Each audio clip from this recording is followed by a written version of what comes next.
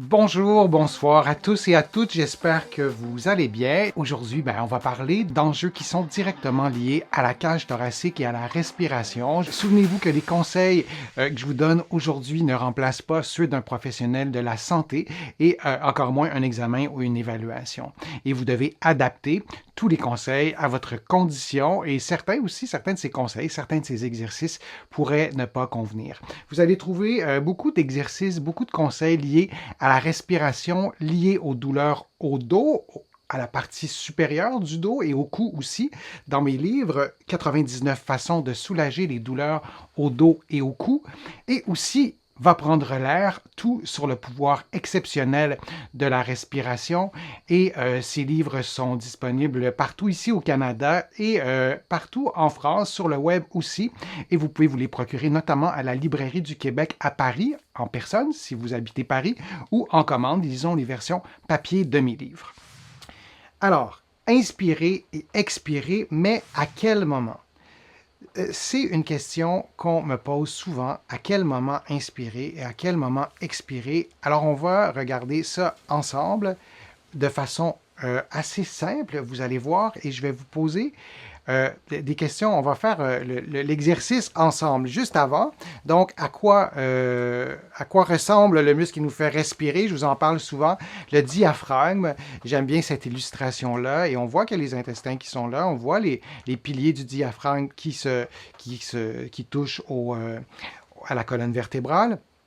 Et donc, lorsqu'on respire, on contracte le diaphragme. À l'inspiration, le diaphragme descend et à l'expiration, le diaphragme monte.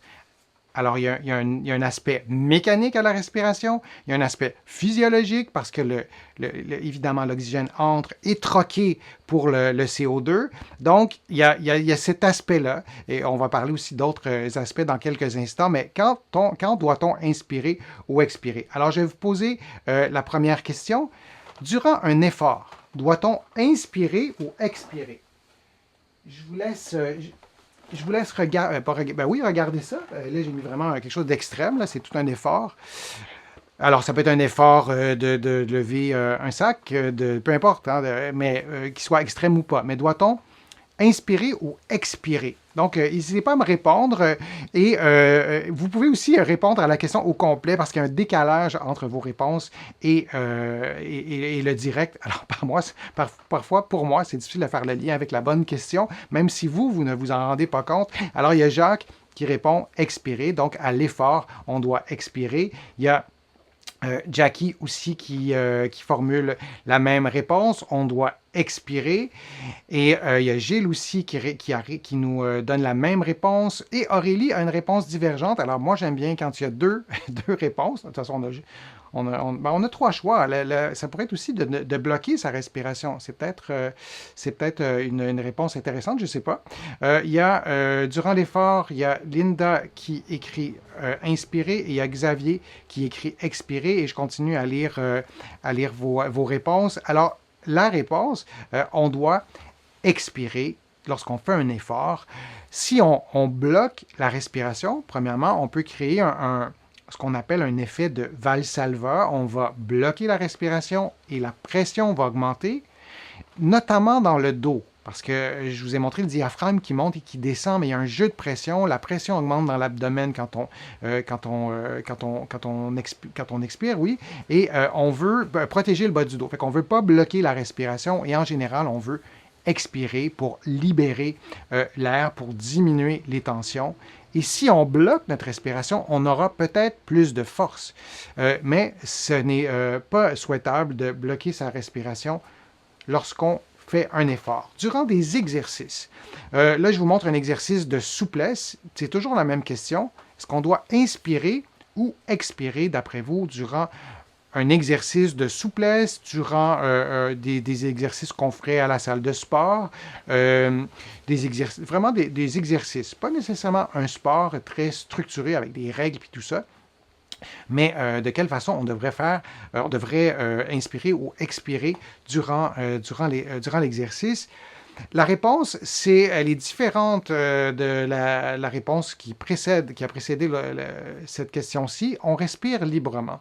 Donc, vous ne vous concentrez pas sur l'inspiration, sur l'expiration. Et je sais qu'il y a plein de techniques de souplesse en inspirant, en expirant. Mais moi, ce que je vous dirais, c'est de respirer librement.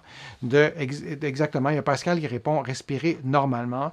Moi, je pense que c'est vraiment mieux. Et quand on essaie de trop diriger sa respiration, ben, souvent, ça génère des tensions et ça devient presque contre-productif. Je donne beaucoup de conférences comme vous le savez, et c'est souvent une question qu'on me pose quand je fais des exercices à la salle de sport avec des machines, tout ça. Comment je dois respirer? Ben là, durant l'effort, on veut expirer. Mais si je fais des exercices de souplesse, comme on voit en ce moment à l'écran, on veut tout simplement respirer librement, normalement, comme l'écrit Joël, et on veut libérer les tensions, en fait, puis on veut y aller aussi intuitivement.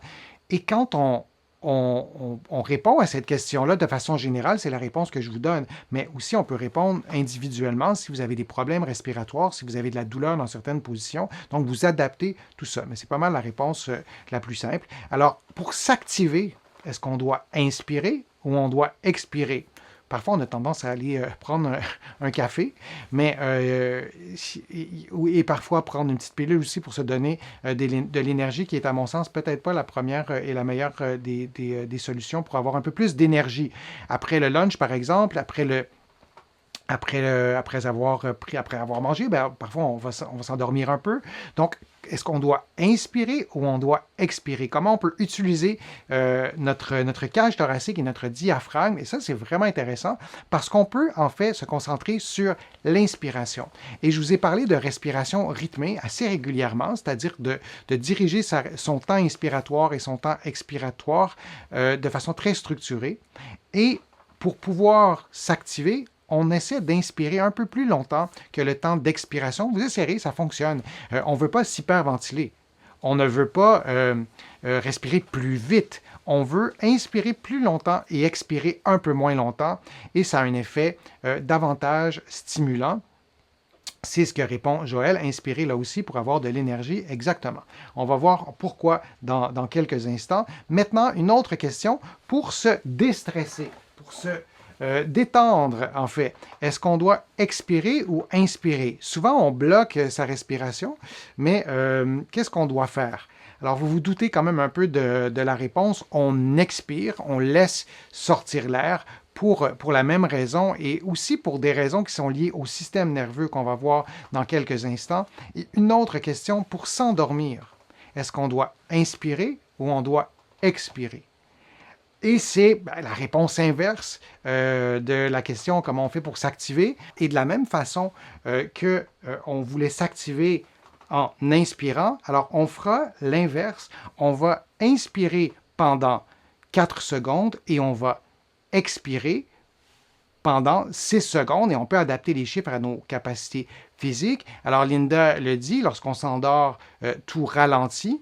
Alors, on peut aussi vouloir ralentir notre rythme respiratoire. Alors, si vous voyez ce calcul-là, entre 4 et 6, ça fait 10, donc ça fait 6 respirations par minute, si je compte bien, corrigez-moi si je me trompe, mais donc on aura pris beaucoup moins de respiration qu'en temps normal. Donc oui, on veut ralentir notre rythme respiratoire, notre fréquence respiratoire, mais on veut aussi, et ça c'est important, augmenter.